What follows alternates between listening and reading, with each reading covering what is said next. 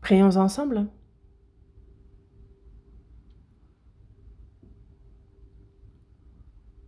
Dis notre Père, toi qui abondes en amour et en grâce, c'est parmi de nombreuses personnes que tu nous as d'abord appelées à ton évangile et que par le précieux sang de Jésus-Christ, tu as éternellement payé le salaire de nos péchés et fait que sans aucun mérite de notre part, tu as fait de nous tes enfants, merci.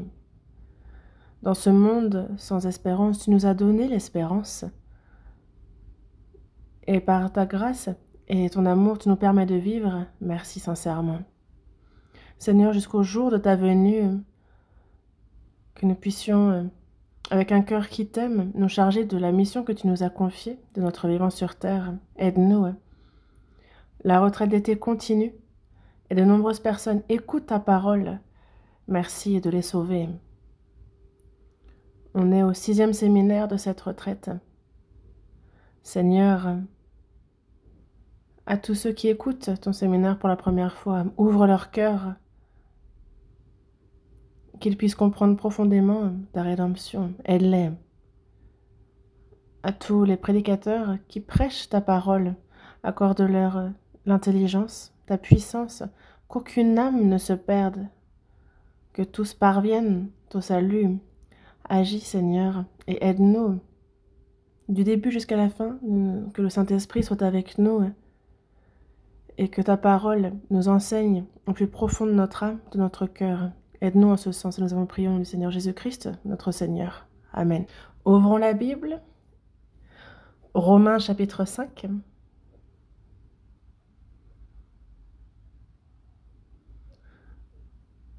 Épître aux Romains chapitre 5.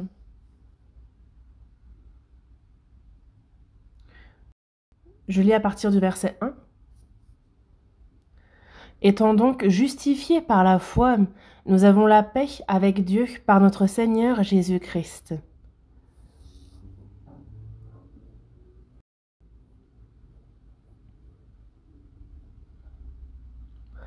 À qui nous devons d'avoir eu par la foi accès à cette grâce dans laquelle nous demeurons fermes et nous nous glorifions dans l'espérance de la gloire de Dieu. Bien plus, nous nous glorifions même des afflictions, sachant que l'affliction produit la persévérance la victoire dans l'épreuve, et cette victoire l'espérance.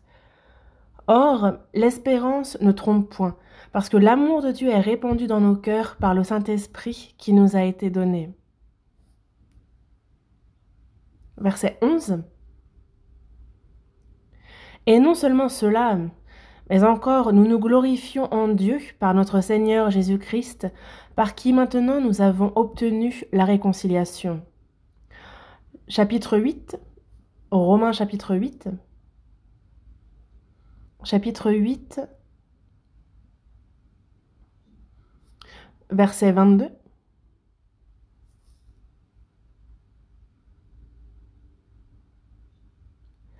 Or, nous savons que, jusqu'à ce jour, la création tout entière soupire et souffre les douleurs de l'enfantement. Et ce n'est pas elle seulement, mais nous aussi, qui avons les prémices de l'Esprit, nous aussi nous soupirons en nous-mêmes en attendant l'adoption, la rédemption de notre corps. Car c'est en espérance que nous sommes sauvés. Or, l'espérance qu'on voit n'est plus espérance. Ce qu'on voit, peut-on l'espérer encore ? Mais si nous espérons ce que nous ne voyons pas, nous l'attendons avec persévérance. De même aussi l'Esprit nous aide dans notre faiblesse, car nous ne savons pas ce qu'il nous convient de demander dans nos prières. Mais l'Esprit lui-même intercède par des soupirs inexprimables.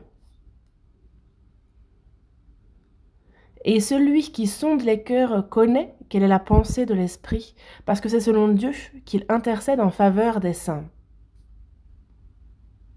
Jusqu'ici,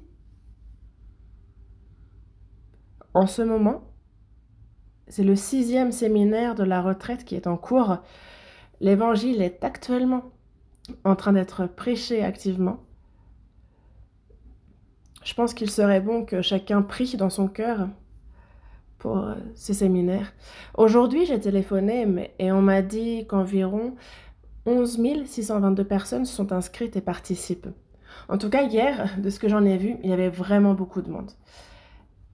Il y a aussi beaucoup de bouches à nourrir. Donc, en tout cas, la retraite a l'air de bien se passer.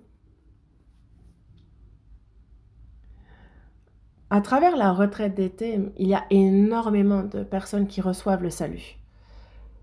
Aujourd'hui, je vais partager principalement à partir de Romains chapitre 5 et 8. Dans Romains chapitre 5, on nous parle de 3 sortes de joie, de réjouissance. Et dans Romains chapitre 8, il y a 3 sortes de soupirs. Donc si on apprend sur Romains 5 et sur le chapitre 8 ensemble, on peut dire qu'il y a 2 grandes choses dans la vie de foi chrétienne, pour le chrétien.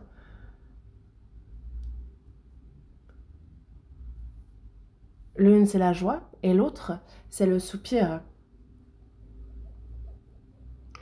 Certaines personnes disent « Oh, depuis que j'ai reçu le salut, je suis toujours dans la joie. » Bien sûr, la joie est là. Même un cantique dit « toujours dans la joie ». Mais alors, est-ce qu'il n'y a pas de soupir? Il y a aussi des soupirs. Donc, aujourd'hui, on va voir pourquoi un chrétien, après avoir été sauvé, a à la fois de la joie et aussi des soupirs.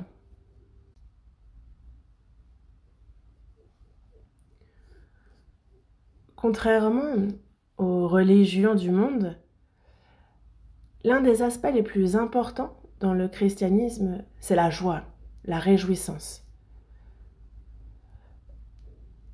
La Bible dit qu'un chrétien a de la joie. Elle le dit clairement. Et bien sûr, même une personne qui n'a pas reçu le salut a des joies charnelles, mais la joie du chrétien est différente. Comme écrit ici dans Romains chapitre 5, il est dit que nous nous glorifions, aussi traduit par nous nous réjouissons, même des afflictions. En réalité, se réjouir dans les afflictions, ce n'est pas facile, mais c'est la particularité des chrétiens, se réjouir même dans les afflictions. Mais alors, est-ce que les chrétiens n'ont que la joie? Même sauvés, nous avons encore la nature corrompue dont on a hérité d'Adam et notre corps n'est pas encore sauvé. C'est pourquoi en nous, il y a aussi des soupirs. Il y a le Saint-Esprit qui est venu en nous et qui intercède pour nous par des soupirs inexprimables. Et quand le Seigneur reviendra, ce jour-là, nous recevrons aussi le salut de notre corps. On aura un corps qui va ressusciter. Et alors, les soupirs disparaîtront complètement. Nous entrerons dans un monde de joie et d'allégresse éternelle. Mais il est écrit également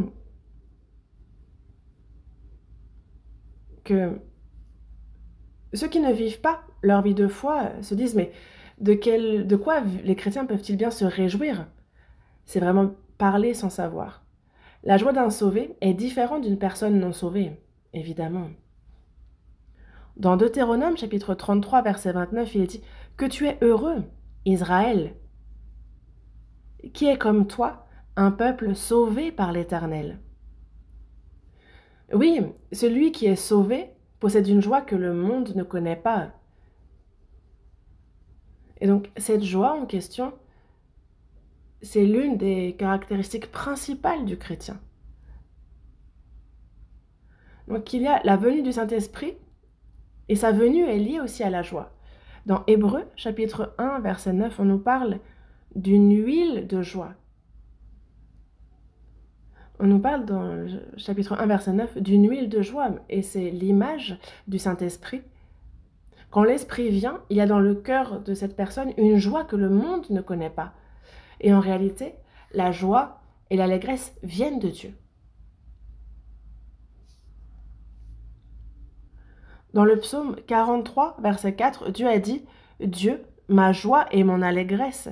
Oui, en réalité, toute vraie joie vient de Dieu, car Dieu est plein de joie et d'allégresse, et la Bible décrit le ciel comme un lieu de joie. Et donc, entrer au ciel, c'est entrer dans un monde rempli de joie et d'allégresse. Et c'est pour cela que Dieu, qui est plein de joie et d'allégresse, Et donc celui qui a reçu le salut possède une joie que le monde ne connaît pas. Ça, la Bible nous le dit clairement. Bien sûr, évidemment, les non-sauvés, eux aussi, ont des joies charnelles. Mais ce n'est pas la même joie. C'est une joie complètement différente de la joie que connaissent les sauvés. Quand on est sauvé, qu'est-ce qui arrive? Il y a forcément une joie qui vient. Cherchons ensemble la première épître de Pierre, chapitre 1.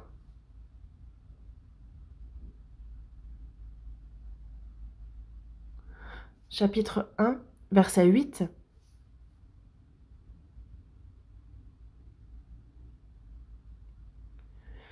Lui que vous aimez sans l'avoir vu, en qui vous croyez sans le voir encore, vous réjouissant d'une joie ineffable et glorieuse, parce que vous obtiendrez le salut de vos âmes pour prix de votre foi.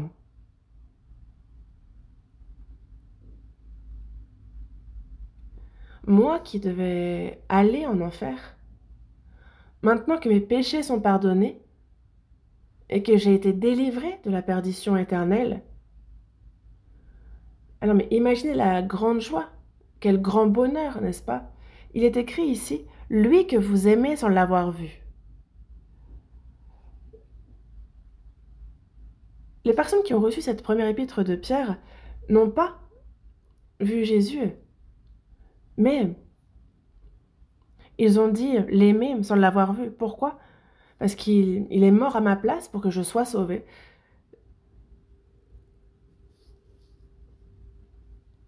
Et oui, désormais, on croit en lui alors qu'on ne le voit pas. Et quand on est sauvé, il y a la joie du salut. Quand on a cru, c'est alors qu'il y a eu le salut. Et alors, en qui vous croyez, sans le voir encore, vous réjouissant d'une joie ineffable et glorieuse parce que vous obtiendrez le salut de vos âmes pour prix de votre foi. Et oui, quand on est sauvé, il y a la joie du salut. Nous n'allons pas passer 1000 ans, 10 000 ans ou des millions d'années en enfer. Nous avons été délivrés de cette perdition éternelle. Nous n'irons plus en enfer. Donc quelle joie, quel bonheur et quelle reconnaissance.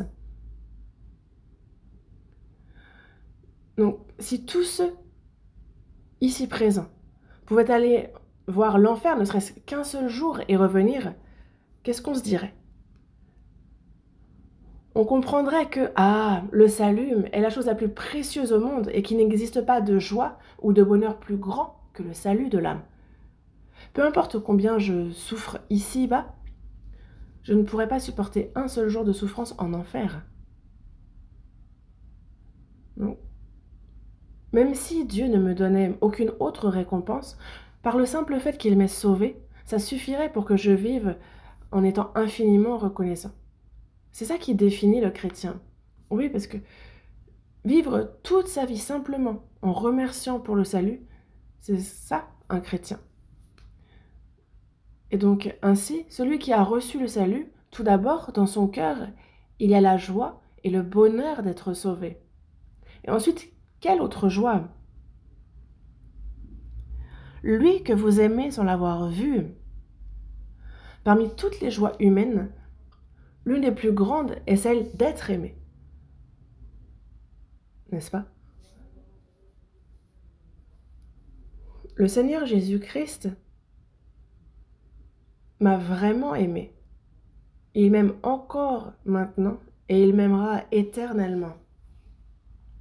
En fait, quand on est sauvé, on découvre que l'on est aimé. Et pourquoi est-ce que l'homme se sent-il malheureux? C'est parce qu'il n'est pas aimé. Il ne reçoit pas d'amour. Mais une fois le sauvé, il y a la joie qui vient de Jésus-Christ. On a découvert notre Seigneur et donc ça nous réjouit. C'est pourquoi on est dans la joie. Quelle est la plus grande découverte de toute ma vie? C'est Jésus. Quel est le plus grand trésor que vous ayez découvert dans votre vie? Jésus est mon plus grand trésor. Et c'est pour cela que dans Cantique des Cantiques, il est dit qu'il me baise des baisers de sa bouche, car ton amour vaut mieux que le vin. Le vin représente la joie et l'allégresse, mais l'amour du Seigneur vaut mieux que le vin, mieux que toutes les joies et tous les amours de ce monde. Oui, dans la Bible, il arrive que le vin désigne l'amour ou désigne la joie. Mais quelles que soient les joies, quels que soient les amours de ce monde, l'amour du Seigneur les dépasse tous. Cela vaut mieux que tout cela. Oui, il y a chez le sauvé une joie et un bonheur qui viennent de Jésus-Christ. Et puis quelle autre joie aussi? Les sauvés ont la joie de comprendre la parole. Dans Psaume, chapitre 1, verset 1, il est dit « Heureux l'homme qui ne marche pas selon le conseil des méchants, qui ne s'arrête pas sur la voie des pécheurs, et qui ne s'assied pas en compagnie des moqueurs, mais qui trouve son plaisir dans la loi de l'Éternel et qui la médite jour et nuit. » Qui trouve son plaisir dans la loi de l'Éternel et qui la médite jour et nuit.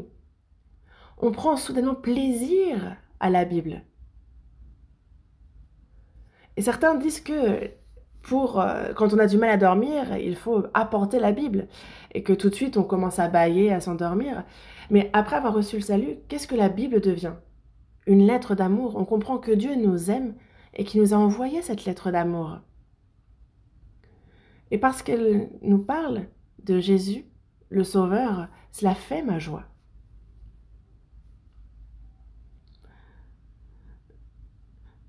Il trouve son plaisir dans la loi de l'Éternel et il la médite jour et nuit.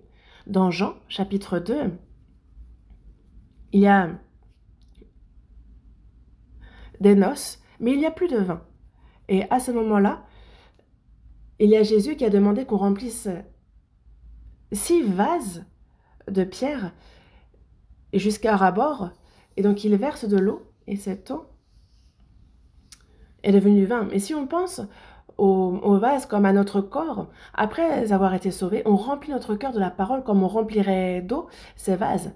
Et donc la parole devient comme du vin. Le vin représente la joie et le bonheur.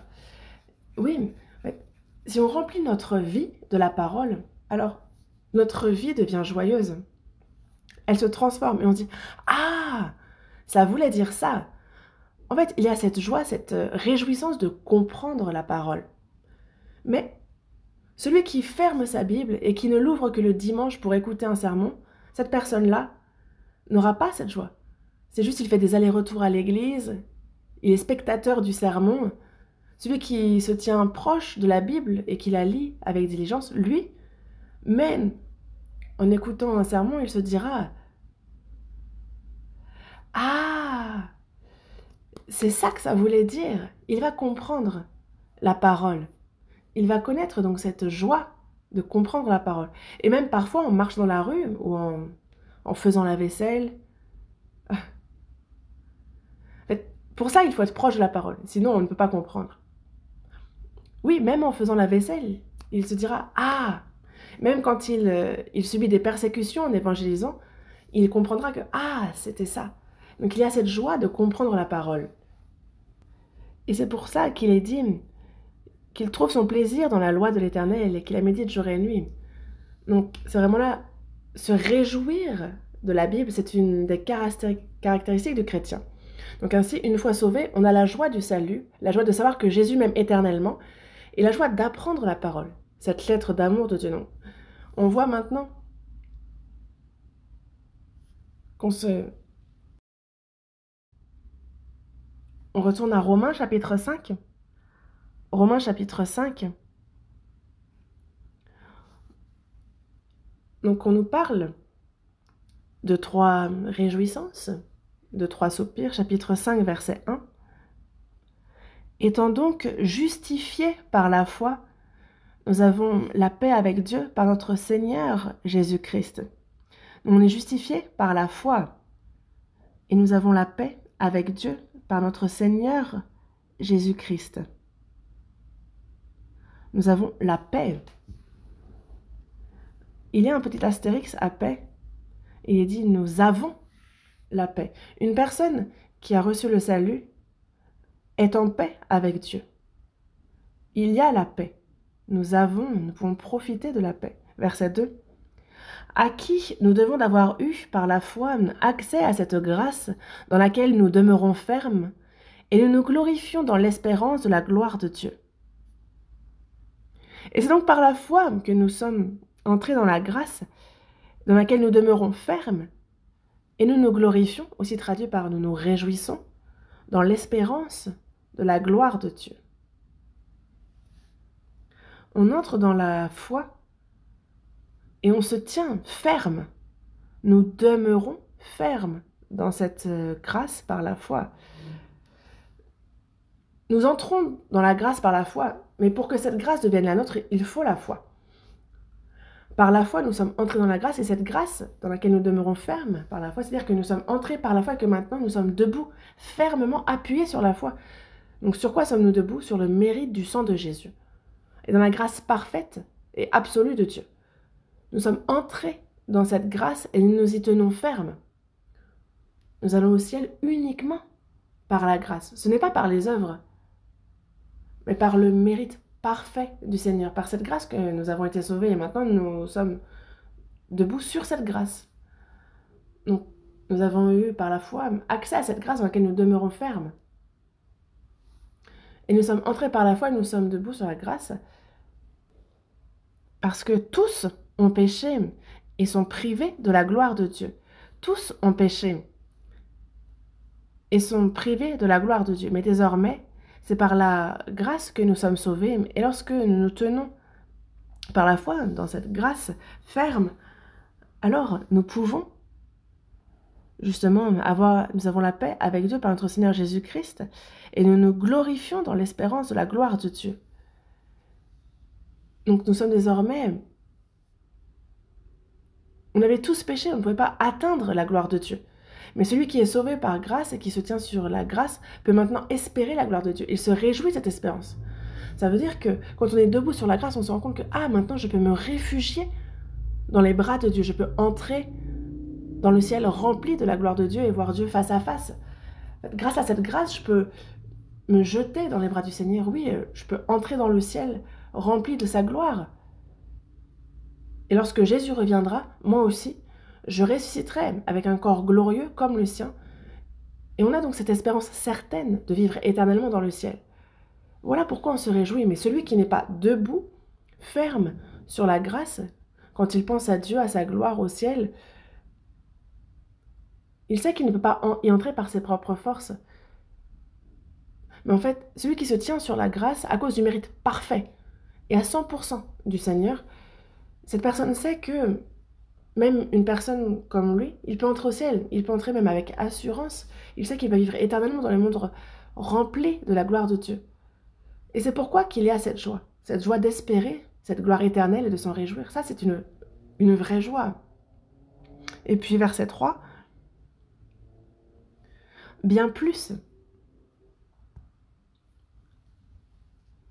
nous nous glorifions même des afflictions. Nous nous glorifions aussi, traduit par nous nous réjouissons même des afflictions. Nous nous réjouissons dans l'espérance de la gloire de Dieu, oui. Bientôt nous entrerons dans le ciel éternel, dans un monde rempli de gloire où nous verrons Dieu face à face et nous y vivrons éternellement. Et rien que cela, c'est une source de joie.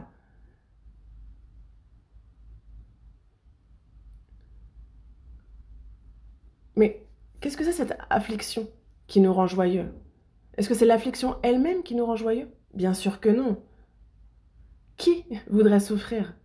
L'affliction en soi n'est pas agréable, mais le chrétien se réjouit même dans l'affliction, il se glorifie même dans l'affliction, et il y a une raison à cela. Verset 3. Bien plus nous nous glorifions même des afflictions, sachant que l'affliction produit la persévérance. La persévérance, la victoire dans l'épreuve, et cette victoire, l'espérance.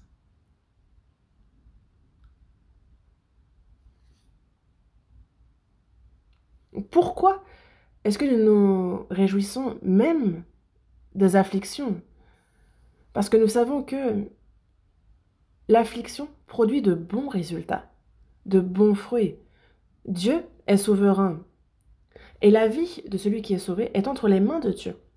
Donc quand nous, dans notre vie de foi, Dieu permet diverses afflictions, épreuves ou difficultés, ce n'est pas pour nous nuire, mais c'est pour que nous devenions vraiment des chrétiens dignes de ce nom, capables d'être davantage utilisés par lui, et pour que nous recevions des récompenses et de la gloire.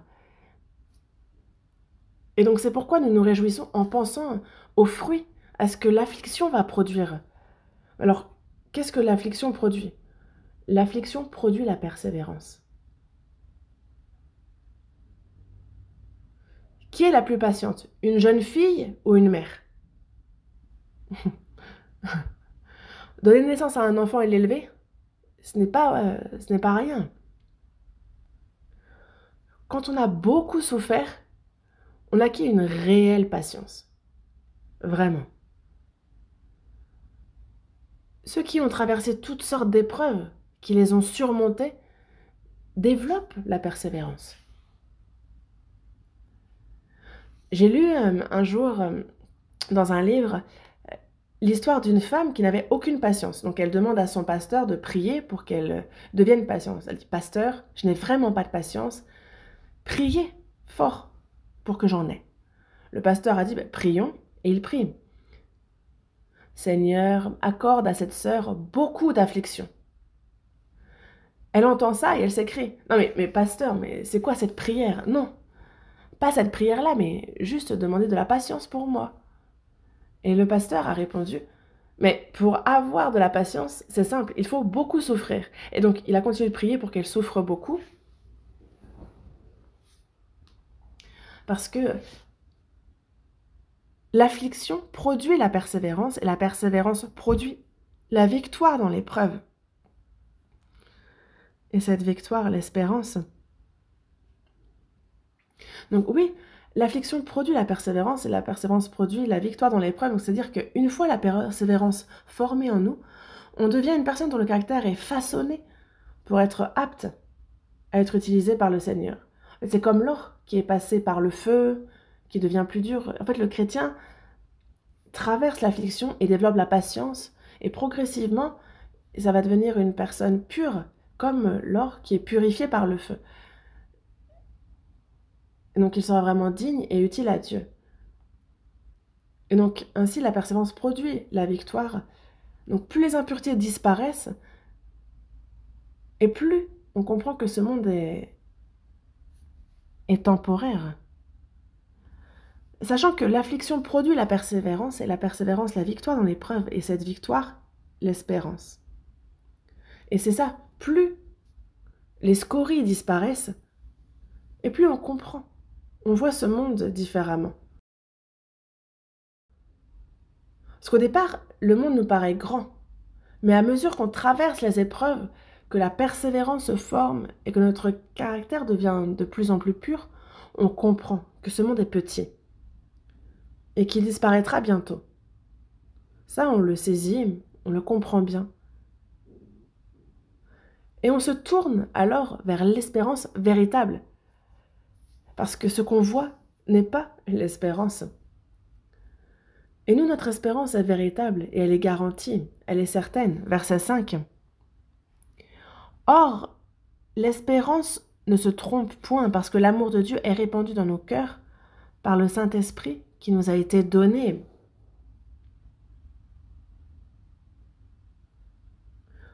Quand le Saint-Esprit est venu en nous, l'amour de Dieu a été répandu dans nos cœurs. C'est lui qui nous a fait comprendre pleinement l'amour de la croix. Le Saint-Esprit est aussi venu comme un gage, une garantie, un art de l'Esprit. Il ouvre de plus en plus les yeux de notre âme. Parce que celui qui traverse les épreuves, bien, il devient un véritable chrétien. Et plus les scories disparaissent, et plus le Saint-Esprit fait que cette personne ait l'espérance.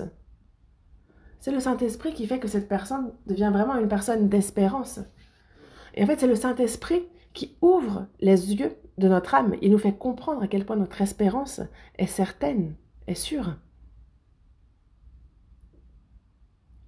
Quand on lit la Bible, on voit que les apôtres, à cause de leur foi en Jésus, subissaient afflictions et persécutions. Mais est-ce qu'ils étaient tristes? Est-ce qu'ils étaient dans la joie? Ils étaient dans la joie. L'apôtre Paul aussi, par exemple, alors qu'il évangélisait, il fut emprisonné à Rome et à Philippe, et là, il avait même les chaînes aux pieds, mais il chantait des louanges à Dieu et se réjouissait.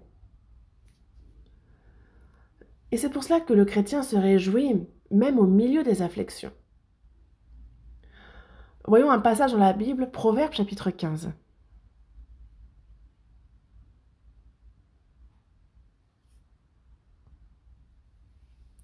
Chapitre 15, verset 15.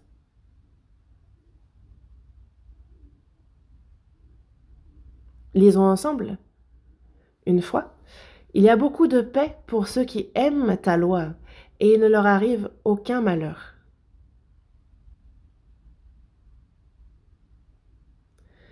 Il y a beaucoup de paix pour ceux qui aiment ta loi, et il ne leur arrive aucun malheur. Et un jour, quelqu'un m'a demandé, mais alors, depuis que vous avez reçu le salut et que vous vivez votre vie de foi, est-ce que vous avez déjà eu des difficultés? Bien sûr, j'en ai eu beaucoup. J'ai versé beaucoup de larmes. Et en même temps, ça a été dur, oui. Et en même temps, ça n'a pas été dur non plus. C'est-à-dire que j'ai eu des moments difficiles, mais c'est tout aussi vrai que je n'ai pas trouvé ça difficile. Pourquoi?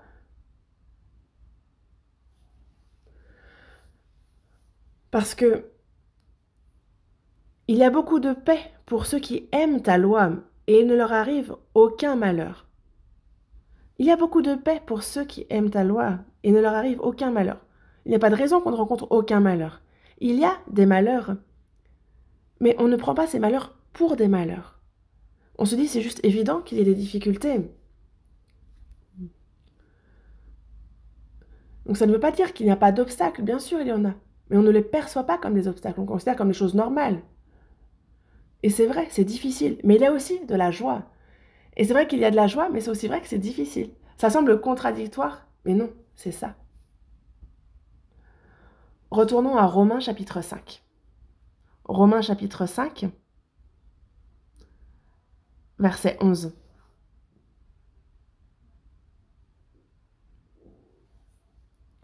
Et non seulement cela, mais encore nous nous glorifions en Dieu par notre Seigneur Jésus-Christ, par qui maintenant nous avons obtenu la réconciliation. En lisant attentivement le chapitre 5 de l'Épître aux Romains, je me suis dit, ah, dans la Bible, on nous parle du fruit de l'esprit, décliné en 9 aspects. Le fruit de l'esprit, c'est l'amour, la joie, la paix, la patience, la bonté, la bénignité, la fidélité, la douceur, la tempérance. Et la loi n'est pas contre ces choses. Et les premiers fruits sont liés à Dieu. Donc quand on est sauvé, on a un cœur qui aime Dieu qui naît en nous. Et aussi, on prend plaisir à demeurer en Dieu. C'est ça la joie. Ensuite, on vit dans la paix avec Dieu. Ici, tout nous est décrit dans Romains chapitre 5. Verset 5. Or, l'espérance ne trompe point parce que l'amour de Dieu est répandu dans nos cœurs par le Saint-Esprit qui nous a été donné. L'amour de Dieu est répandu dans nos cœurs par le Saint-Esprit qui nous a été donné. Et donc, on a un cœur qui aime Dieu. Pourquoi? Parce qu'on a reçu l'amour du Seigneur et donc on a un cœur désormais qui l'aime.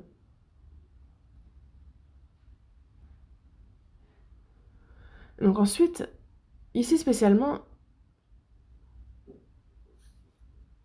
et non seulement cela, mais encore nous nous glorifions en Dieu par notre Seigneur Jésus-Christ, par qui maintenant nous avons obtenu la réconciliation. Et oui, chapitre 5, verset 1. Étant donc justifiés par la foi, nous avons la paix avec Dieu par notre Seigneur Jésus-Christ. Il y a donc bien la paix. Le fruit de l'esprit, c'est l'amour, la joie, la paix. Tout cela se trouve bien dans Romains chapitre 5. Mais quand on est sauvé, on a un cœur qui aime Dieu qui naît en nous, un cœur qui n'existait pas avant. Et ensuite, on se réjouit, on prend plaisir à demeurer en Dieu. Et c'est vrai, on est dans la paix avec Dieu. Et ici, surtout, Parce que nous sommes établis par la foi, il y a cette joie d'espérer la gloire de Dieu. Et ça, même au milieu des épreuves. Donc nous pouvons nous réjouir. Mais il y a encore autre chose. Il est dit, nous nous réjouissons aussi en Dieu. Nous nous glorifions. C'est aussi traduit comme ça. Mais c'est étonnant parce que, avant d'être sauvé, on fuyait Dieu. On n'aimait pas demeurer en lui. Mais une fois sauvé, avant, quand nous vivions en Adam, avant, on était morts et ça nous convenait. Mais on entre en Dieu et là on a la joie de vivre en lui. Il y a bel et bien cette joie. Donc il y a l'Église qui est ce groupe de personnes qui reconnaissent le Seigneur comme chef, il est à la tête, et parmi ceux qui sont sauvés, Dieu est avec eux. Et là où Dieu est présent, comment vivre ensemble dans les bons et les mauvais moments? On se réjouit. C'est une des caractéristiques des chrétiens. Certains disent qu'ils sont sauvés, mais ils s'amusent seulement avec ceux qui ne sont pas sauvés. Ils sont proches seulement des non-sauvés. Mais si on ne se réjouit pas d'être avec ceux qui sont sauvés, là où Dieu est présent, alors là, c'est un problème. Vous voyez? Ici, on peut reconnaître si quelqu'un est vraiment un saint ou non. Et l'un des signes les plus évidents, c'est dans le verset 3. Verset 3. Bien plus, nous nous glorifions même des afflictions. Là, c'est un critère important pour distinguer un véritable saint d'un autre. Parce qu'avant que l'épreuve ne vienne, on ne connaît pas bien l'état réel de cette personne. Mais quand une grande épreuve ou une grande difficulté survient, alors la nature profonde de cette personne, son cœur se révèle clairement. Dans la parabole du semeur, la semence est tombée sur un sol pierreux. Mais la personne l'a reçue,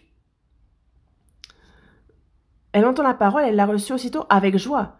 Mais il n'y a pas de racine en lui-même, il manque de persistance. Et donc dès que survient une tribulation ou une persécution à cause de la parole, il y trouve une occasion de chute.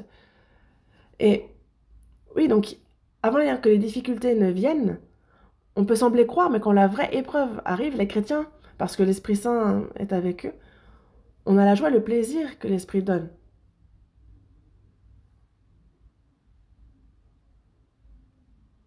Oui, il y a vraiment une consolation que nous donne le Saint-Esprit. On est persécuté, on traverse les épreuves, mais plus c'est le cas, et plus on a de joie dans notre cœur. Et c'est ça qu'on est vraiment différent des gens du monde. Il y a de la joie même dans l'épreuve. Il y a une joie que donne l'Esprit de Dieu, même dans l'affliction. Et donc, même s'il y a momentanément un chagrin, une épreuve, le sauvé a une grande joie et un grand plaisir. Et c'est pour ça que, après notre salut, quand Dieu nous donne des épreuves et des difficultés, si nous les supportons avec patience, nous deviendrons d'excellents chrétiens. Voyons dans Jacques, chapitre 1.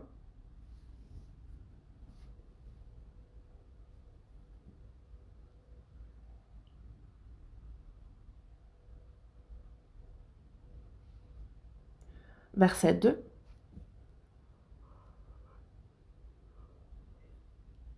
Mes frères, regardez comme un sujet de joie complète les diverses épreuves auxquelles vous pouvez être exposés, sachant que l'épreuve de votre foi produit la patience.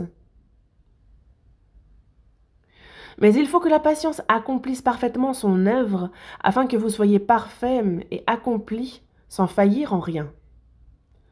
Mes frères, donc il y a les diverses épreuves auxquelles vous pouvez être exposés. Vous pouvez. Donc, on est exposé à ces diverses épreuves. Donc, tout le monde fait forcément face aux épreuves. Il ne faut pas être surpris, mais reconnaissez que ce qui doit arriver est arrivé. Et accueillez-le avec une joie parfaite, sachant que l'épreuve de votre foi produit la patience. Mais il faut que la patience accomplisse parfaitement son œuvre afin que votre foi produise la patience. Et alors on sera parfait, accompli, sans rien manquer.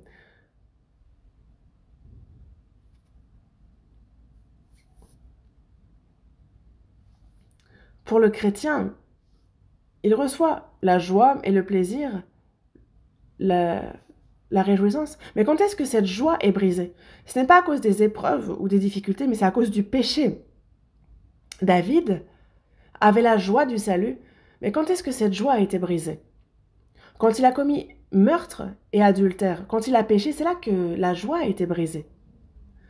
Et donc, quand on se repent véritablement du péché, alors Dieu restaure la joie du salut dans notre cœur. Psaume 51, verset 14.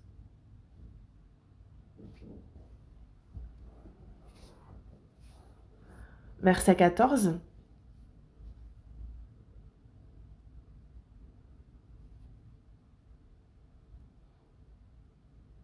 Rends-moi la joie de ton salut et qu'un esprit de bonne volonté me soutienne.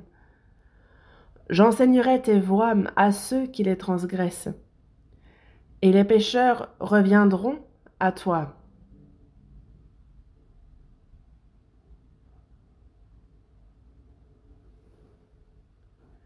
Un chrétien qui pêche ne perd pas son salut, mais la joie du salut est brisée. David a pleinement confessé et regretté son péché. Il a dit « Oh, rends-moi la joie de ton salut, et qu'un esprit de bonne volonté me soutienne. J'enseignerai tes voies à ceux qui les transgressent, et les pécheurs reviendront à toi. » Vivre dans le péché en disant que « Ah, mon âme est joyeuse », c'est un mensonge. Quand on est sauvé, en fait, la joie est donnée à cette personne. Et même si des épreuves, des persécutions extérieures surviennent, l'âme est joyeuse, malgré la difficulté. Mais quand est-ce que la joie se brise? C'est quand le péché entre, c'est alors que la joie se brise. Il y a un passage bien connu dans Habakkuk, chapitre 3. Quand on reçoit le salut, on a la joie. Le figuier ne fleurira pas, la vigne ne produira rien, le fruit de l'olivier manquera, les champs ne donneront pas de nourriture, les brebis disparaîtront du pâturage, et il n'y aura plus de bœufs dans les étables. Toutefois, je vais me réjouir en l'Éternel, je vais me réjouir dans le Dieu de mon salut. Même quand je n'ai plus rien, je m'en réjouirai, je tressaillerai de joie en Dieu. Et donc, quand un chrétien sert dans cet état de joie et de plaisir dans le cœur, il est beaucoup plus efficace. En fait, dans le mot amateur, ça vient de amour, parce que ça vient de amare en latin, qui signifie aimer, apprécier. C'est comme Amadeus, qui signifie aimer Dieu, aimer de Dieu, Amadeus, comme Mozart. Son prénom signifie aimer de Dieu.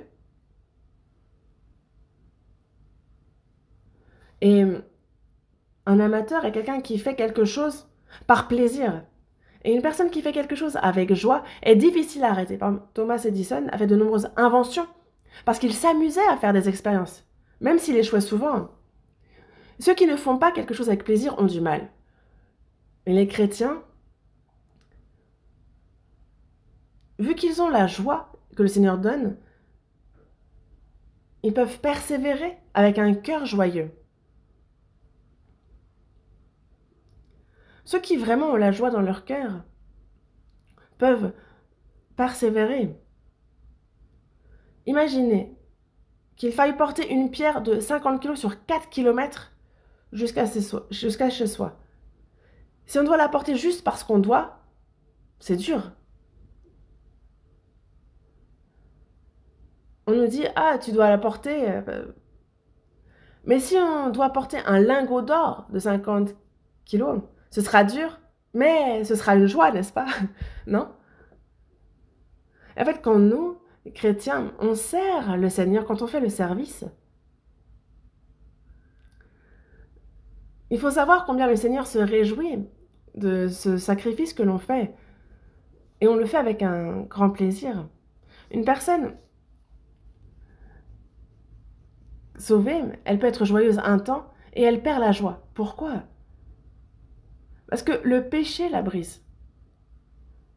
Et aussi parce qu'il ne partage pas cette joie. Même après le salut, si on ne partage pas, alors la joie diminue.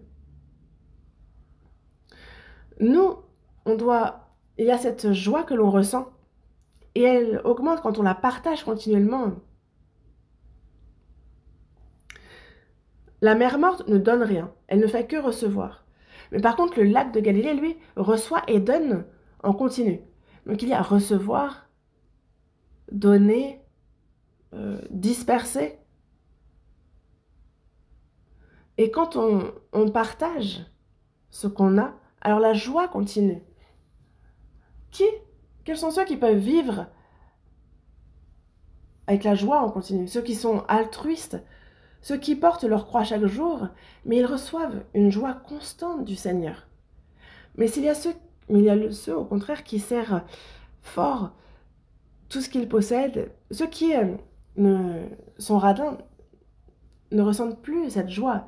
Mais en fait, si on lâche prise, par exemple, si on donne la dîme sans hésiter, alors on ressent une grande joie intérieure. Parce qu'on hésite, mais lorsqu'on donne, alors on est content. Mais pour ça aussi, il faut tester pour savoir. Faites l'offrande et vous verrez. Et n'hésitez pas à inviter à manger vos voisins, quand vous faites quelque chose, partagez. Alors vous verrez que ça apporte la joie. Donc c'est en donnant, en partageant, qu'on découvre cette joie.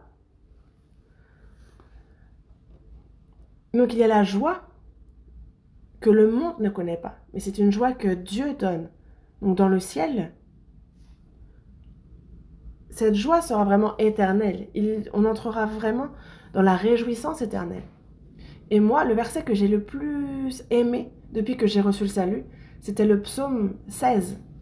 Psaume 16, verset 11. C'est vraiment le verset que je préférais juste après mon salut au tout début.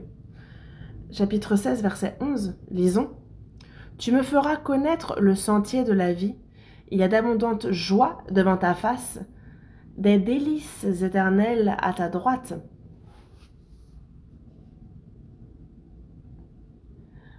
Tu me feras connaître le sentier de la vie. On était sur le chemin de la mort. Nous avons découvert que Jésus est le chemin et maintenant nous marchons sur le chemin de la vie. Nous sommes désormais des personnes qui allons devant le Seigneur et devant le Seigneur, il y a d'abondantes joies devant ta face et des délices éternelles à ta droite. Des délices éternelles. Nous entrons dans un monde où il y a de la joie éternelle, des délices éternelles. Et donc, en voyant ce verset, beaucoup de choses se sont éclaircies pour moi. Au début, quand on est sauvé, on se demande pourquoi les chrétiens doivent tant souffrir. Je lisais un livre sur l'histoire de l'Église et je vois que les chrétiens ont été donnés en pâture aux lions, ils ont été brûlés sur le bûcher. Parfois, même, ils passaient leur vie dans les catacombes. Tout ce genre de choses leur sont arrivées. Mais pourquoi Dieu, le Tout-Puissant, permet-il que les chrétiens vivent tant d'épreuves et de persécutions? Mais j'ai vu le psaume 16, verset 16, et là, j'ai compris. Ah, il y a un plaisir éternel. Il y a quelque chose d'incroyable qui est préparé. En fait, ça m'a vraiment frappé. Et en général, les parents laissent leurs enfants souffrir en terminale. C'est vrai, en fait, ils les laissent travailler dur, sans dormir. Ils souffrent, ils ne dorment pas. Et pourquoi? Parce qu'après 1 an de peine, il y aura l'université. Et si on travaille dur 1 an, il y a quelque chose de bien, de bon qui arrive après. On y croit et donc on souffre. Et c'est pareil, en fait, quand je suis allée en Russie, donc déjà c'est un pays immense, et donc lors d'une rencontre avec des Russes, j'ai demandé, si on vous disait, coupez votre doigt et tout le pays devient à vous, est-ce que vous le feriez? On a souvent la même question entre nous, en fait, on se dit, si toute la Corée était à moi, est-ce qu'on accepterait de se couper un doigt? Il y en a qui sont courageux et qui disent, oui, je le ferai, puis il tient sa main. En fait, on peut supporter une grande douleur s'il y a une grande récompense. C'est évident. En fait, plus la récompense est grande, plus on peut tolérer la souffrance, n'est-ce pas? Et si on nous disait, par exemple, vous travaillez dur toute une journée, pendant 24 heures, sans dormir, et alors vous recevrez 10 millions sur votre compte, qu'est-ce que vous feriez? Je pense que la plupart ici ne dormiraient pas de problème. Au contraire, on serait heureux, pas triste, n'est-ce pas? Pourquoi? Parce que la récompense est grande, plus grande. Donc la souffrance est possible. Mais les parents ne peuvent, par exemple, pas donner à leurs enfants une meilleure chose que la vie. Mais Dieu, lui, toujours il prépare quelque chose d'incroyable. Et est-ce que c'est possible d'avoir une joie et un plaisir éternel? Oui, c'est possible. Parce que quelle est la caractéristique fondamentale de Dieu? Il est tout puissant, il peut tout faire.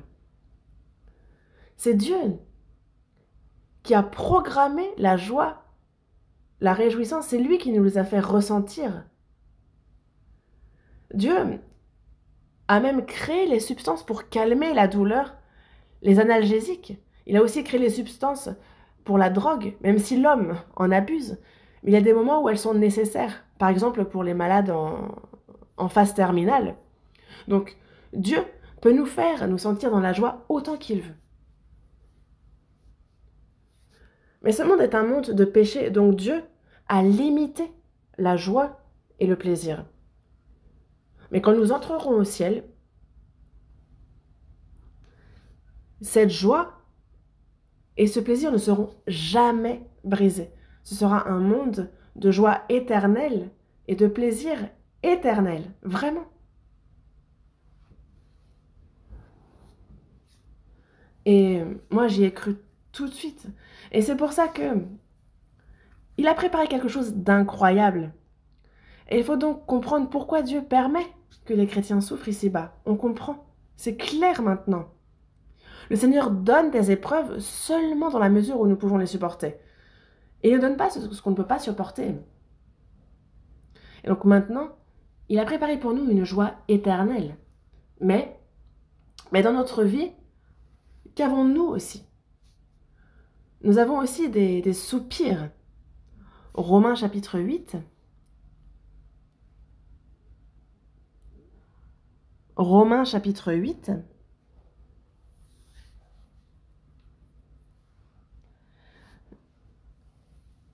Donc on voit ici, il parle de 3 sortes de soupirs.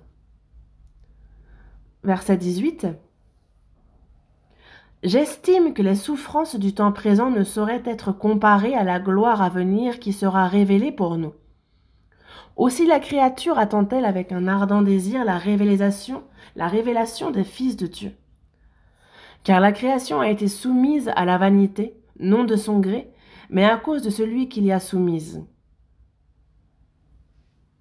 Avec l'espérance qu'elle aussi sera affranchie de la servitude de la corruption, pour avoir part à la liberté de la gloire des enfants de Dieu. Lisons ensemble le verset 22. Verset 22. Or, nous savons que, jusqu'à ce jour, la création tout entière soupire et souffre les douleurs de l'enfantement. Ici, on nous parle du premier soupir, de la première sorte. Quel genre de soupir est-ce? On voit que la création attend avec un ardent désir la révélation des fils de Dieu. Qu'est-ce que cela veut dire? C'est qu'avant qu'Adam et Ève pêchent, il n'y avait pas la mort. Dans Genèse chapitre 1, on voit que les animaux ne mangeaient que de l'herbe. Les humains ne mangeaient que des fruits et des légumes. Il n'y avait pas de chasse, il n'y avait pas un qui mangeait l'autre. Le serpent n'était pas venimeux. Mais dans la Genèse, chapitre 3, Adam et Ève mangent du fruit défendu et pêchent. Résultat, Dieu maudit la terre. Et donc Dieu proclame que la terre est maudite, et à cause de cette malédiction, le lien entre Dieu et l'homme est brisé, et la nature des animaux a changé à cause du péché d'Adam. Le monde a changé, et c'est devenu un monde cruel. Au départ, avant, les bêtes ne se mangeaient pas entre elles. Mais la malédiction de Dieu sur la terre a changé tout ça. La terre souffre aussi. La terre produit des épines et des chardons, mais ce n'est pas tout. La nature des bêtes a changé aussi. Et donc toute la création aussi soupire. Voyez un peu le lapin, est-ce qu'il soupire ou pas? Bien sûr, il soupire. Il est toujours sur ses gardes, stressé de peur d'être mangé. Chaque créature souffre à cause des prédateurs.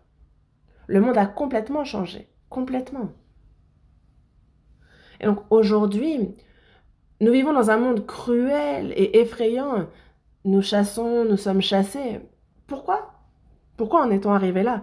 C'est à cause du péché d'Adam. Dieu a maudit la terre et toutes les créatures soupirent et souffrent ensemble.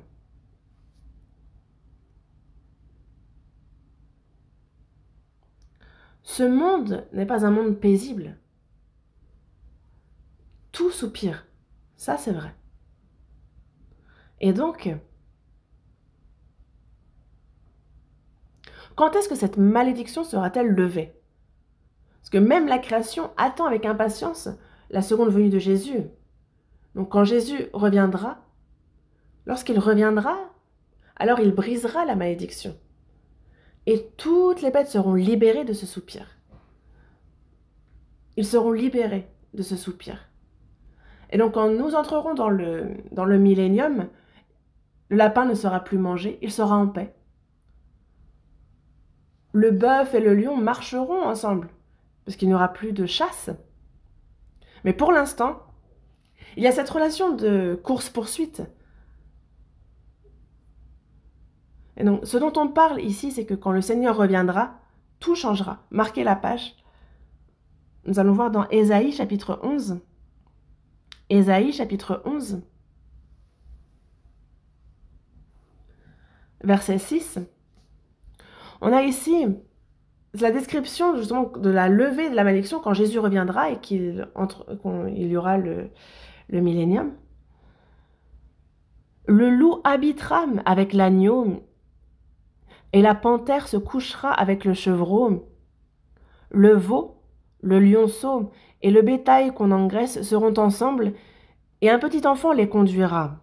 La vache et l'ours auront un même pâturage, leurs petits un même gîte, et le lion, comme le bœuf, mangera de la paille. Le nourrisson s'ébattra sur l'antre de la vipère, et l'enfant sevré mettra sa main dans la caverne du basilic. Il ne se fera ni tort ni dommage sur toute ma montagne sainte, car la terre sera remplie de la connaissance de l'Éternel, comme le fond de la mer par les eaux qui le couvrent. Jésus reviendra sur terre pour lever la malédiction. Et alors toutes les créatures seront aussi libérées de ce soupir. Alors, le loup habitera avec l'agneau. Pour l'instant, on a le loup qui dévore l'agneau, qui l'attrape et le dévore. Et la panthère se couchera avec le chevreau. La panthère adore les chevreaux. Pourquoi? Parce qu'elle en fait son repas. Le veau et le lionceau. Le veau grassouillet, le lionceau et le bétail qu'on engraisse. Ils seront ensemble. Et un petit enfant les conduira. La vache et l'ours auront un même pâturage, leur petit un même gîte, et le lion, comme le bœuf, mangera de la paille. Le nourrisson s'ébattra sur l'antre de la vipère, et l'enfant sevré mettra sa main dans la caverne du basilic. Et oui, il n'y aura plus ni mal ni destruction. Mais pour l'instant, c'est tout le contraire. Pour l'instant, c'est la malédiction de Genèse chapitre 3. Et donc toutes les créatures soupirent en attendant que Jésus revienne rapidement, qu'il lance le millénium. Et donc toutes les créatures soupirent en attendant que Jésus revienne. Ils attendent d'être délivrés, vous comprenez? Revenons à Romains chapitre 8, parce qu'il y a un verset important, verset 23. Verset 23. Lisons ce verset ensemble. Et ce n'est pas elle seulement, mais nous aussi, qui avons les prémices de l'Esprit. Nous aussi nous soupirons en nous-mêmes, en attendant l'adoption, la rédemption de notre corps. Nous, avant d'être sauvés, on avait des moments où on soupire, préoccupé par notre salut. Mais maintenant, c'est par la grâce de Dieu que nous sommes sauvés. Mais toutefois, les enfants de Dieu, une fois sauvés, est-ce qu'ils n'ont plus de soupirs? Non, ils en ont encore. Si on a... Mais non, nous aussi, nous avons les prémices de l'esprit, mais nous aussi, nous soupirons en nous-mêmes. Même nous aussi, nous soupirons en nous-mêmes. Et donc les prémices de l'esprit, selon 1 Corinthiens chapitre 15, verset 20, c'est Jésus qui est le prémisse de la résurrection. Donc, recevoir les prémices de l'esprit, c'est recevoir la vie de Jésus, et c'est donc l'esprit du Christ qui est en nous. C'est ça, les prémices de l'esprit. Parce que nous aussi, Jésus est le prémisse de l'esprit. Et nous l'avons reçu. Nous avons reçu la vie du Seigneur. Nous soupirons en nous-mêmes. Pourquoi? Pourquoi soupirons-nous? Il y a bien ce soupir. Pourquoi? Parce que notre âme a été adoptée, nous sommes sauvés, mais pas encore notre corps. Et donc, tant que notre corps n'est pas sauvé, nous devons porter ce corps avec nous. Nous ne sommes pas encore adoptés. En tout cas, pas notre corps. Et donc, nous attendons l'adoption, la rédemption de notre corps. Parce que tant que notre corps n'est pas sauvé, nous devons porter ce corps avec nous. Et c'est pour ça qu'on soupire en nous-mêmes. Parce que nous sommes sauvés, mais il y a ce corps que l'on doit porter jusqu'au bout. Donc, on est sauvé, il n'y aurait pas de soupir, non. Pourquoi? Parce qu'il y a le corps qui, lui, n'est pas encore sauvé. Pour comprendre ça, il faut qu'on aille voir dans 2 Corinthiens chapitre 5.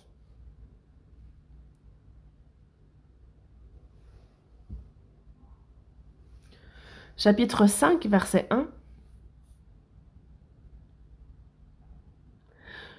Nous savons, en effet, que si cette tente où nous habitons sur la terre est détruite, nous avons dans le ciel un édifice qui est l'ouvrage de Dieu, une demeure éternelle qui n'a pas été faite de main d'homme.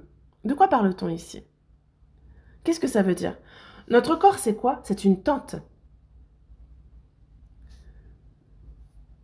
Mais quand cette tente s'écroule, donc c'est-à-dire quand on meurt, Dieu nous donne une maison bâtie par lui-même. Une demeure éternelle qui n'a pas été faite de main d'homme.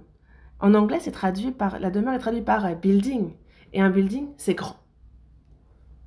Lorsque la tente s'effondre, alors il y a le Seigneur qui nous revêt d'un corps spirituel comme un bâtiment. C'est totalement différent, c'est d'un autre niveau, mais jusqu'à ce que nous revêtions ce corps de résurrection, nous devons garder ce corps charnel. C'est pourquoi il y a ce soupir, cette attente. Verset 2. Aussi nous gémissons dans cette tente, désirant revêtir notre domicile céleste. Nous gémissons dans cette attente, vraiment nous désirons ardemment revêtir notre domicile céleste. Si du moins nous sommes trouvés vêtus et non pas nus, car tandis que nous sommes dans cette tente, nous gémissons, accablés, parce que nous voulons non pas nous dépouiller, mais en fait ce qu'on veut ce n'est pas nous dépouiller. C'est que ce qu'on veut, ce n'est pas ça, c'est que Jésus revienne au plus vite et surtout qu'on soit revêtu du corps de la résurrection. mais donc de nous revêtir afin que ce qui est mortel soit englouti par la vie. Et celui qui nous a formés pour cela, c'est Dieu qui nous a donné les arts de l'esprit. Et quelle est notre garantie que notre corps sera sauvé et que nous revêtirons un corps de résurrection? C'est précisément le Saint-Esprit. Il est dit, nous soupirons, nous gémissons accablés. C'est ce qui est écrit. Les chrétiens ont un corps avec une nature déchue, corrompue, donc il y a ce soupir, mais certaines personnes disent « Je suis toujours joyeux ». Il n'y a pas de soupir? Si, il y en a. Voyons ça plus concrètement. Quel genre de soupir ont les chrétiens? Le salaire du péché est payé, mais la nature reste. Donc, cette nature corrompue continue de nous attaquer. Nous, qui sommes sauvés, on veut tous plaire au Seigneur, mais cette nature déchue remonte toujours, elle ressort et elle attaque. Quand on est sauvé, notre homme intérieur se réjouit en Dieu. Mais cette nature déchue, elle, veut toujours aller vers le monde. Il y a donc un combat entre l'esprit et la chair, une lutte acharnée. Et c'est à cause de là qu'il y a ce soupir chez les chrétiens. Et l'apôtre Paul l'a dit, « Oh !» Il dit, « Oh, malheur !»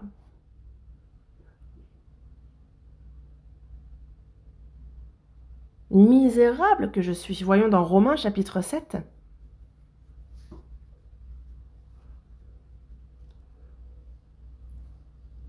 Verset 18.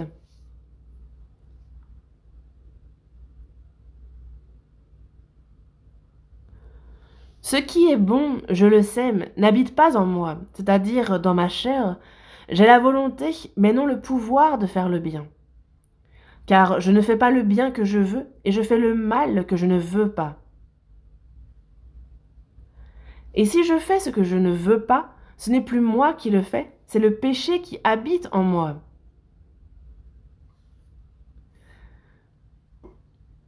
Je trouve donc en moi cette loi. Quand je veux faire le bien, le mal est attaché à moi. Car je prends plaisir à la loi de Dieu selon l'homme intérieur, mais je vois dans mes membres une autre loi qui lutte contre la loi de mon entendement et qui me rend captif de la loi du péché qui est dans mes membres. Misérable que je suis, qui me délivrera du corps de cette mort? Nous vivons en nouveauté de vie, nous sommes nés de nouveau et on désire ardemment vivre selon la parole de Dieu. Mais il y a cette nature corrompue qui, elle, nous résiste. Elle nous résiste dur et c'est pour ça qu'il y a lutte entre les deux. Misérable que je suis, qui me délivrera du corps de cette mort? Et donc c'est à cause de cette nature corrompue, déchue, que ce soupir persiste chez nous croyants. Alors, qu'est-ce qu'on doit faire? Il nous faut grandir dans la foi. Dans Colossiens chapitre 2, il nous est dit qu'on ne peut pas vaincre la chair par notre seule force. Ce n'est pas la philosophie, ce n'est pas les études de ce monde qui vont nous aider à chasser cette nature déchue. Respecter la loi ne suffira pas non plus. Et les illusions ne fonctionnent pas. Même si on poursuit l'ascétisme en se disant « tu ne peux pas faire ceci, tu ne peux pas faire cela », ça ne marche pas. Pourquoi? Que faire alors? Il faut s'attacher au chef, parce que Jésus est le chef, la tête. Il faut s'attacher au chef. Alors il y a tout le corps, assisté et solidement assemblé par des jointures et des liens. Il tire l'accroissement que Dieu donne. Il faut donc être attaché au chef pour pouvoir tirer l'accroissement que Dieu donne. Il y a assistance entre les membres, on est solidement assemblés. Mais on a cette nature déchue qui remonte sans cesse. Et c'est pour ça que l'Église est absolument nécessaire. C'est au milieu des frères et sœurs que l'Esprit Saint agit. Et c'est par la puissance que l'Esprit donne. Et donc on peut mettre fin aux œuvres de la chair et vivre une vie de foi correcte. Mais pourquoi le soupir monte-t-il en nous? C'est parce que cette attaque de la nature pécheresse, elle ne s'arrête pas. Donc le soupir monte.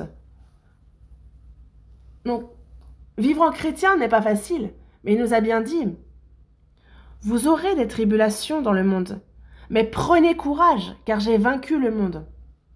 On agit bien, mais des fois, parce qu'on est chrétien, on est insulté. On subit des injustices et on ne peut pas se venger. Alors, il y a toutes sortes de soupirs qui reviennent, qui montent en nous. Les chrétiens subissent souvent des épreuves très dures, comme le feu, et après le salut. Est-ce que le diable reste tranquille? Non, le diable cible spécialement ceux qui sont sauvés et il continue ses attaques. Et c'est pour ça que les soupirs surviennent aussi à cause des attaques de Satan qui sont constants chez les chrétiens. Nous, chrétiens, on sait qu'il y a un ennemi en particulier, c'est le diable, et il attaque. Voyons dans 1 Pierre chapitre 5. 1 Pierre chapitre 5.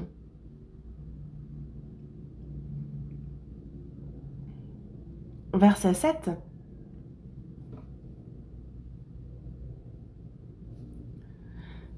Et déchargez-vous sur lui de tous vos soucis, car lui-même prend soin de vous. Soyez sobres, veillez. Votre adversaire, le diable, rôde comme un lion rugissant, cherchant qui il dévorera. Résistez-lui avec une foi ferme, sachant que les mêmes souffrances sont imposées à vos frères dans le monde. Déchargez-vous sur lui de tous vos soucis. Quand un chrétien est pris dans l'inquiétude, alors le diable attaque. Lorsqu'on s'inquiète, alors il y a une ouverture, il y a une faille, et le diable lance alors des attaques féroces. Mais ici il est dit, soyez sobres, veillez, votre adversaire, le diable, rôde comme un lion rugissant, cherchant qui il dévorera. Il y a donc des attaques du diable. Et c'est pour ça que nous, il faut qu'on lui résiste avec une foi ferme. Sachant que les mêmes souffrances sont imposées à vos frères dans le monde. Il faut donc nous revêtir de l'armure, de toutes les armes de Dieu. Et surtout, il faut prendre par-dessus tout le bouclier de la foi avec lequel on peut résister, même éteindre les traits enflammés du malin. Pourquoi par-dessus tout il nous faut le bouclier de la foi? Mais c'est parce que même sans porter une armure complète, le fait d'avoir un bouclier protège. Il faut donc tenir ce bouclier car le diable tire ses flèches sans cesse. Le diable, il embête constamment. Après le salut, on voudrait être tranquille, qu'il parte. Mais même sauvé, il profite de la moindre faille pour s'infiltrer, le moindre accès. Si vous vous mettez en colère, ne péchez point, que le soleil ne se couche pas sur votre colère. Et donc, oui, on est fâché longtemps, le diable murmure derrière, allez, bagarre, bagarre. Mais il ne faut pas lui donner accès. Donc dès que le chrétien baisse sa garde, alors il se fait attaquer sans même s'en rendre compte, il chancelle. Et donc, ces combats contre le diable provoquent aussi chez nous des soupirs. Et aussi, même sauvé, le corps peut être faible. À cause des maladies aussi, on peut soupirer. Aussi, quand nous péchons devant Dieu, la correction, la punition, le châtiment peut venir. Et c'est aussi une cause de souci. David a eu de grands soupirs après son péché. Et c'est justement, la Bible qualifie ce soupir que c'est lié à la discipline, à la correction. Mais un chrétien peut donc soupirer à cause de la correction du châtiment. Psaume 6.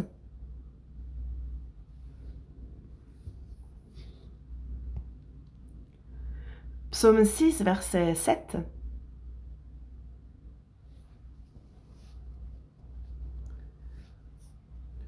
Je m'épuise à force de gémir. Chaque nuit ma couche est baignée de mes larmes. Mon lit est arrosé de mes pleurs.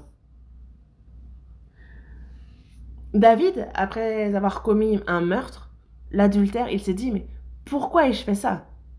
Si seulement je n'avais pas commis ce péché, je ne souffrirais pas autant. Et donc il se dit, je m'épuise à force de gémir, chaque nuit ma couche est baignée de mes larmes, mon lit est arrosé de mes pleurs. C'est une hyperbole. Peu importe combien on pleure, est-ce que le lit va flotter?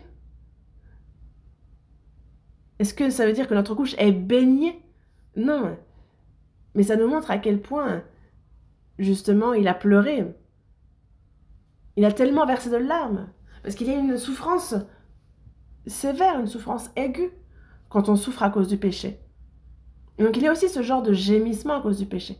Et même si un chrétien vit bien sa foi, le Seigneur permet des épreuves dans une certaine mesure, et donc il y a aussi des gémissements causés par ces épreuves. Pourquoi? Parce que parfois, lorsque les difficultés durent trop longtemps, alors on gémit. David a été trahi par quelqu'un en qui il avait une grande confiance. Et c'est pour ça qu'il nous parle d'un très grand gémissement. Psaume 55.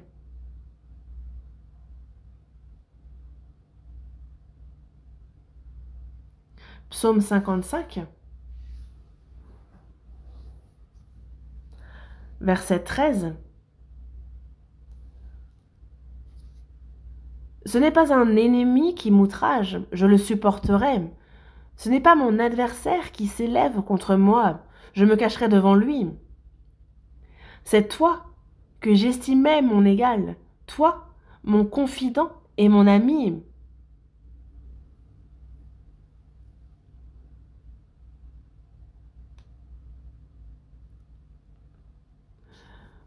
Lorsqu'on est trahi par les plus proches,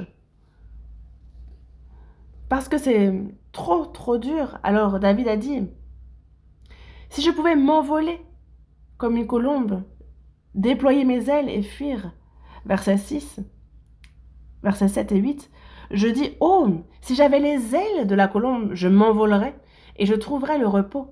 Voici, je fuirais bien loin, j'irais séjourner au désert. Des fois, quand c'est trop difficile, on a juste envie de disparaître.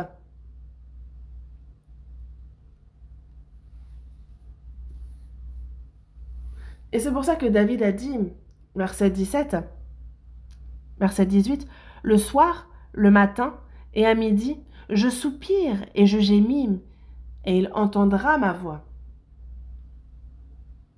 David était atteint par une consternation, un grand soupir. Et c'est pour cela que le verset 19 dit, il me délivrera de leur approche et il me rendra la paix. Parce qu'il a perdu. C'est Job, vous voyez, il a perdu ses 10 enfants, toute sa fortune, il est tombé malade. Et alors qu'il traverse les épreuves, il fut grandement soupirant. Voyons dans Job chapitre 3. Job chapitre 3, verset 24.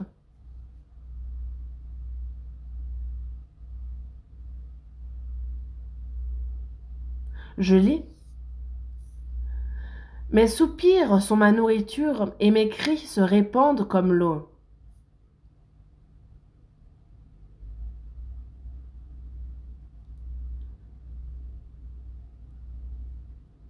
Mes soupirs sont ma nourriture et mes cris se répandent comme l'eau. Et donc il parle ici de soupirs insoutenables. Il souffre tellement dans son corps que pour lui, ces soupirs sont sa nourriture. Elles ressortent. Ce n'est pas guérir vite, non, ça dure. Voyons le chapitre 24. Job chapitre 24, verset 1.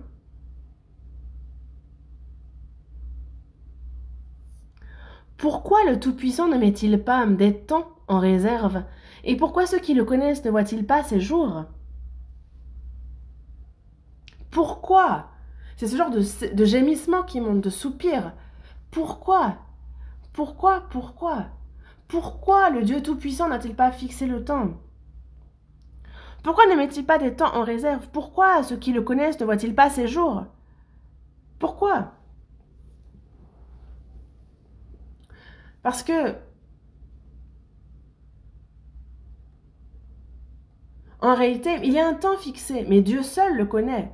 Mais pourquoi ceux qui le connaissent, vraiment ceux qui connaissent Dieu, sont souvent piétinés? Pourquoi ceux qui le connaissent ne voient-ils pas ces jours?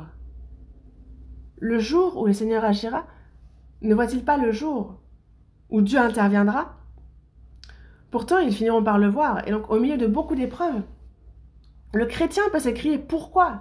Pourquoi ces choses arrivent? Pourquoi cette souffrance dure longtemps? Dans la vie de foi aussi, on soupire à cause de notre incapacité, à cause de notre faiblesse. Des soupirs sortent. Au début, quand j'ai été sauvé, j'étais joyeux, fort, plein d'énergie. Mais pourquoi ma foi est-elle si faible aujourd'hui? Pourquoi ai-je perdu cet amour ardent que j'avais au début, cet amour enflammé? Les autres chrétiens vivent avec tant de force, pourquoi suis-je si faible? Pourquoi je suis devenue si faible? Donc il y a ces soupirs. Parfois, lors d'un entretien, il y a des personnes qui, peu importe les efforts, cette personne ne peut pas être sauvée. Parce que ça fait vraiment monter la colère intérieure. En fait, c'est pas vraiment de la colère, mais c'est plutôt des soupirs. Par exemple, si seulement D.L. Moody avait accompagné cette personne, elle aurait été sauvée. Si seulement Spurgeon avait été là, elle aurait été sauvée. Mais en fait, ça ne marche pas. Le combat ne s'arrête pas. On a des soupirs qui montent en nous. En fait, on accompagne quelqu'un et on la guide, mais cette personne ne reçoit pas le salut. Mais ce n'est pas tout. Parce que faut pas s'arrêter là, sinon cette personne va en enfer. Et donc, que faire? On ressent ces soupirs. On se dit, ah, je suis vraiment impuissant. Parfois, on a ce genre de soupirs. On dit, ça fait des années que je suis sauvée, mais j'ai perdu tellement de temps. En fait, ces soupirs montent. Ah, si seulement j'avais vécu plus sérieusement. Donc, en fait, quand un chrétien proche de la mort parle, il dit, bah, si j'avais su que ce serait comme ça, j'aurais vécu plus sérieusement. En fait, il est reconnaissant d'être sauvé, mais on va regretter de ne pas avoir mieux vécu pour Dieu avant de passer la mort, en fait. Pourquoi est-ce que le chrétien a tous ces soupirs? Il soupire en voyant les non-croyants parce qu'ils s'égarent. Il soupire en voyant les membres de leur famille courir à la perdition. Vous voyez? Ézéchiel chapitre 9.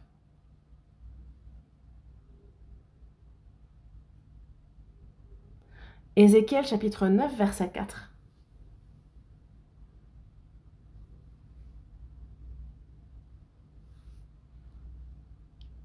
L'Éternel lui dit, passe au milieu de la ville, au milieu de Jérusalem, et fais une marque sur le front des hommes qui soupirent et qui gémissent à cause de toutes les abominations qui s'y commettent.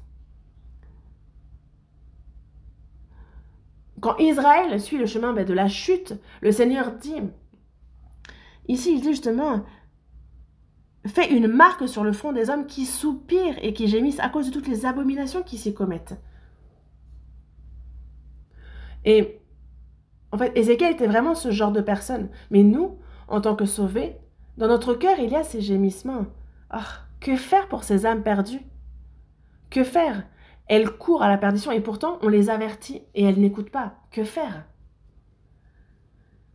J'ai des proches que j'aime, mais peu importe combien je leur parle, ils n'écoutent pas. Et donc, en nous, il y a vraiment de grands soupirs, un grand gémissement. Voyons dans Job chapitre 35. Job chapitre 35, verset 10. Écoutons la plainte, le soupir d'Élihu. Verset 10. Mais nul ne dit, où est Dieu, mon Créateur, qui inspire des chants d'allégresse pendant la nuit, qui nous instruit plus que les bêtes de la terre, et nous donne l'intelligence plus qu'aux oiseaux du ciel.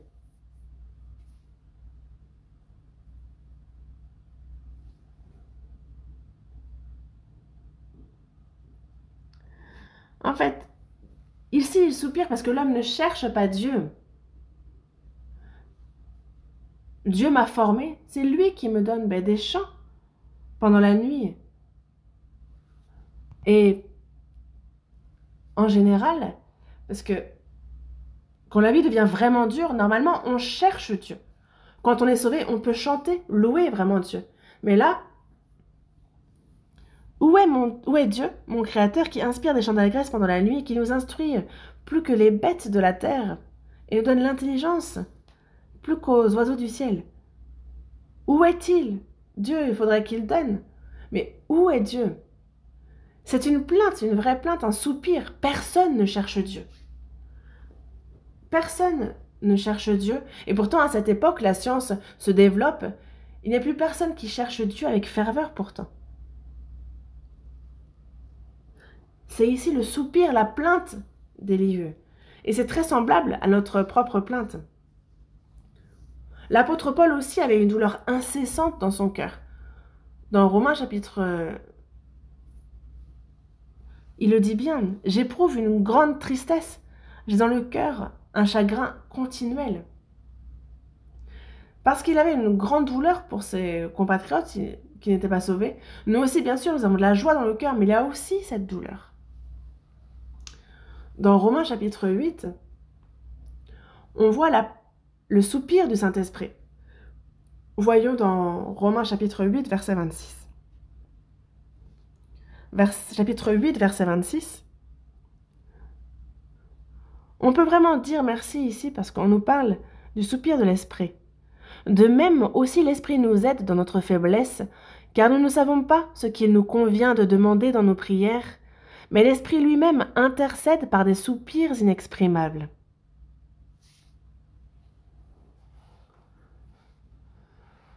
Dieu le Père aussi soupire. Jésus le Fils aussi soupire. Et le Saint-Esprit aussi soupire. Et s'il n'y avait pas de problème, il n'aurait pas besoin de soupirer, n'est-ce pas? Ainsi, de même, nous aussi, l'Esprit nous aide dans notre faiblesse. C'est vrai que nous sommes sauvés, mais nous sommes faibles. Il y a tellement de choses dont nous manquons. Le Saint-Esprit nous aide dans notre faiblesse. Le Saint-Esprit est le consolateur. Il nous protège, il nous aide. Et le Saint-Esprit agit en nous pour nous faire comprendre la voie de la croix. Il nous a fait croire au sang de Jésus.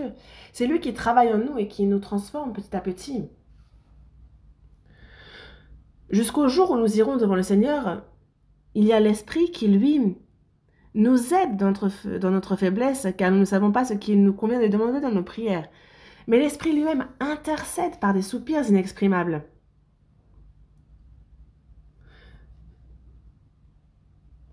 Il exprime combien il nous aime profondément ici.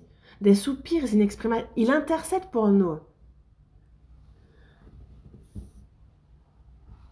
Il intercède lui-même par des soupirs inexprimables. Parce que nous devrions vivre selon la volonté de Dieu, mais il y a tant de choses que nous ne faisons pas.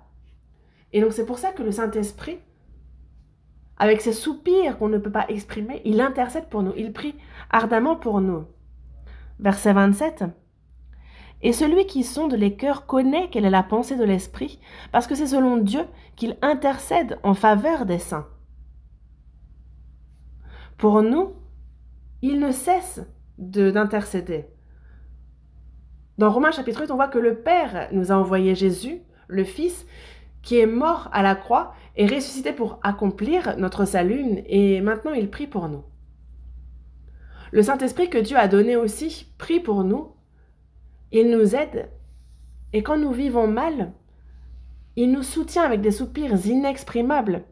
En fait, voilà ce que ça veut dire. Nous vivons recevant l'aide de la Trinité. Nous, on soupire, mais lorsque il reviendra, en fait, nous serons complètement libérés. Lorsque Jésus revient, nous qui attendons l'adoption le changement de notre corps, Jésus, lui, qui est mort à la croix, lorsqu'il reviendra, en fait, toute la création sera complètement libérée et délivrée. Et alors même les soupirs du Saint-Esprit, en fait, prendront fin. Voyons un dernier verset dans Ésaïe, chapitre 51, verset 11. Ésaïe, chapitre 51, verset 11.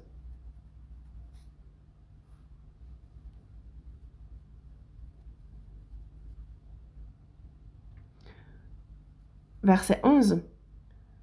Ainsi les rachetés de l'Éternel retourneront. Ils iront à Sion avec chant de triomphe, et une joie éternelle couronnera leur tête.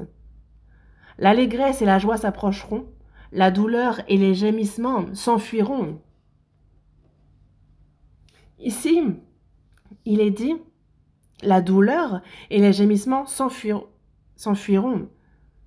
Donc, en vérité, quand on entrera au ciel, toute douleur, tout gémissement disparaîtra et c'est une joie éternelle et on connaîtra un bonheur éternel. Les chrétiens entreront bientôt dans ce monde de joie véritable. Les chrétiens ont une joie que les gens du monde ignorent, la joie du salut, la joie d'avoir trouvé un sauveur en Jésus. Cette joie existe bel et bien. Il y a aussi la joie de se réjouir dans la parole de Dieu. Comme il nous le dit dans Romains chapitre 3, il y a cette joie, la joie de vivre dans le Seigneur. On se réjouit alors même des afflictions. Et on prend plaisir à vivre en Dieu, on se réjouit même dans les épreuves, parce qu'on sait qu'on se tiendra devant le Seigneur. On s'abandonnera dans ses bras. Et c'est vrai que même si nous sommes faibles, nous avons cette nature corrompue, mais on a toujours ce corps, et ça nous fatigue. C'est lourd, on soupire. C'est vrai, n'est-ce pas? En fait, notre chair nous attaque, le diable nous attaque, le monde aussi nous attaque. On subit beaucoup d'injustices et tant d'autres choses. Mais bientôt, le Seigneur reviendra et alors tout cela prendra fin.